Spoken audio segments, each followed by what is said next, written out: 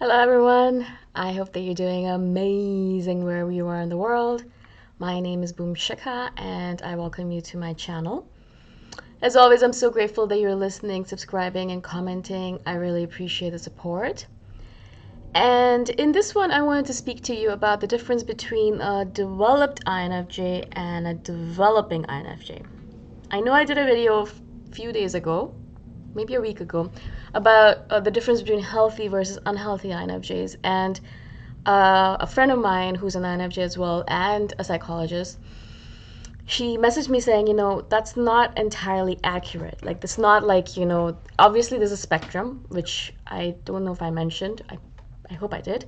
But it's also more than that. That's not like you're like, all right, I am either healthy or unhealthy, or that there's no development in between those 3 or 4 steps that you have. So even though there might be different stages in between or different spectrums, as I said earlier, but it doesn't necessarily mean that being an unhealthy INFJ or developing INFJ is necessarily a bad thing, and being a developed INFJ is like the thing to be, right? And so let me explain a little bit of what she said to me, and let me try to do justice to it. So basically the idea is that when you are a developing INFJ, you're kind of like you are in the maturing stage of your life, right? So for example, she kind of said it in a way that it's like when you are a toddler, you don't necessarily say that, oh, you're not a fully grown, you're like an immature adult to a toddler. You say that you're a toddler, right? They're in the toddler stage. They're still really young. They're still learning how to do all the different things that they need to do. They're still in that stage of growth, right? It's just a stage that they're going to get past once they start learning the lessons that they need to learn. How to tie their shoelaces or how to put on their shirt or whatever lessons toddlers learn, which I have no idea. And so basically, that's the idea that developing INFJs are kind of like the toddlers in the toddlerish stage or in the lower stages when they are in that mode. And then as you get older, as you kind of start moving through life and learning lessons and growing and, having relationships and then breaking off relationships and all of that stuff that we do in order to move through life, you'll start moving through the stages as well. And so perhaps you will be in a toddler for a few years, but then after a while you become a teenager. And then, after a while you're an adult. And after a while you're actually finally in the developed INFJ stage.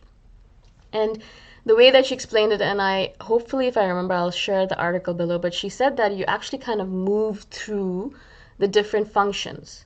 And so what happens is that finally in the developed INFJ stage, you have finally accomplished the task of being fully functional in all 4 functions.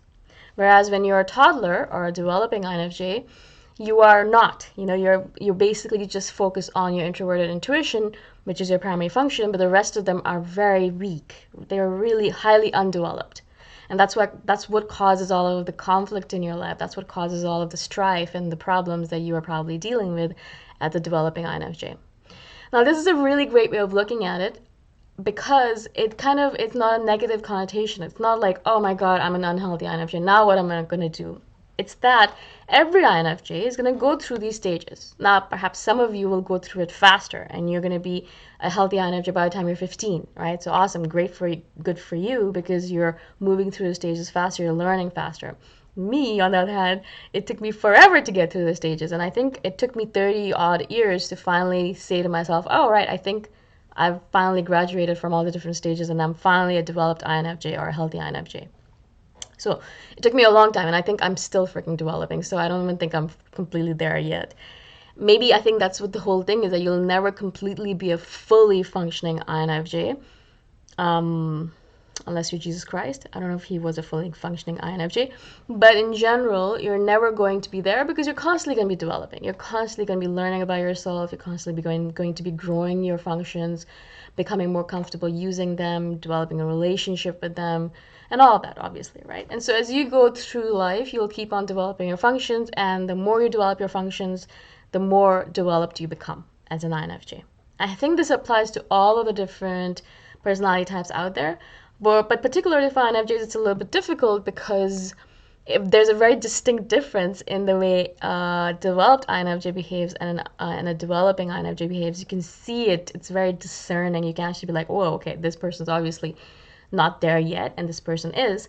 Not in a negative sense, but you can literally tell because, the person who's still developing, they're going to have issues with self-care. They're going to have issues with trusting their own intuition.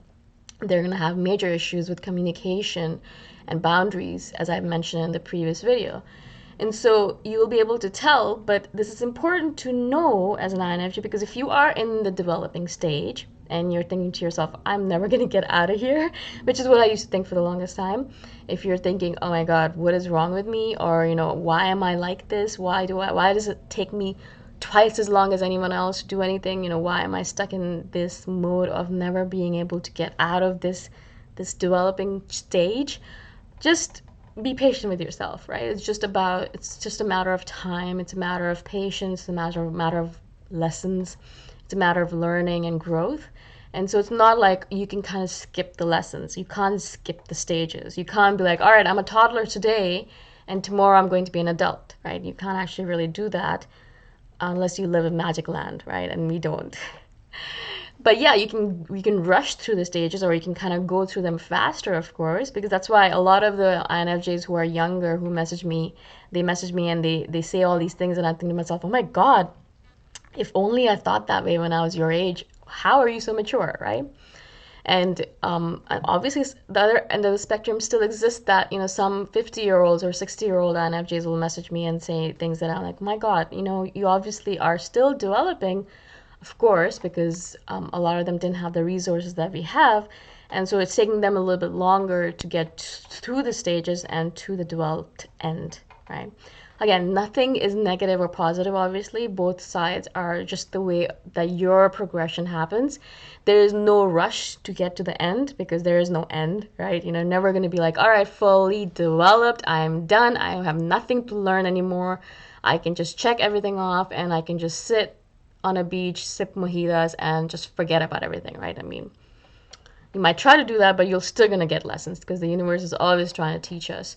So it's not like, it's not about skipping lessons. It's not skipping stages. It's not about getting to the end faster. It's not about all of that. It's about realizing that it is a process and it's going to take time. It's going to take effort. It's going to take patience. It's going to take effort from you. You're going to have to look at yourself. You're going to have to analyze yourself and realize and be honest, be honest with yourself. Okay, I really do think that I am still in this stage of developing and I am in the first stage and I really have a lot of work to do. And so once you realize that, you can actually start doing the work, right? But maybe you're gonna be like, well, I don't know which stage I'm in, but I'm definitely a developed INFJ. And if you don't realize the truth of the matter, then you're not gonna do the work that's necessary, right? And so if you kind of pretend like, oh yeah, I'm already developed, it's fine, everything's good, but you're still having a lot of issues with communication, boundaries, and self-care, then you're not going to learn those lessons, and then you're going to have a hard time in the world. And that's when you're going to slam the door on everyone and go into your cave and never come back out again, which is completely a waste of your INFJ skills and talents, which I think, at least. And so again, I hope that this kind of made sense. I'm not an expert on this stuff. Obviously, I'm not an expert. So if I did say something wrong, please forgive me.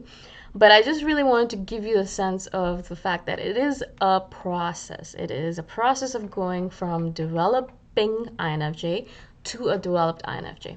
Or as I use the terms healthy versus unhealthy, as I said, they were a little bit negative, so I really don't want to have that connotation. Just because you're an unhealthy INFJ or a developing INFJ doesn't mean that you're done for or your life is over kind of thing, right? It's about the process. It's about movement forward. It's about growth. It's about constant learning about yourself, constant know thyself movements, constant asking yourself questions. Why am I the way I am? Right? I ask this question a lot. Why do I do things the way I do them? Why did I do this that way? Why did I say this instead of saying that? I'm always constantly asking myself, and that questioning, self-questioning, is what results in self-knowledge, and that self-knowledge is what's going to move you forward in this quest towards becoming a developed INFJ, right? So again, I hope this makes sense. And if you have questions, obviously comment below and I shall do a follow-up video. But I really appreciated my friend, correcting me and, teaching me, because I am obviously a complete noob at it still. And so I'm grateful for all of you who are teaching me, who are sending me messages, who are constantly sending me beautiful, beautiful comments that, like, really, I'm so grateful for all of you and for the community that we have here. It is the best part about doing these videos is the community. So again, thank you, and I shall see you in the next one. Bye for now.